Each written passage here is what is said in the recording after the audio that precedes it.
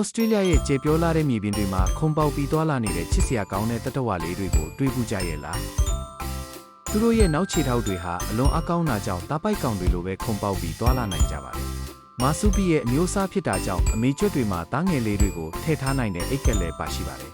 သူတို့ဟာအံ့ဩစရာကောင်းလောက်အောင်မြင်မာပြီးအဝေးကြီးကိုခုံနိုင်ပါတယ်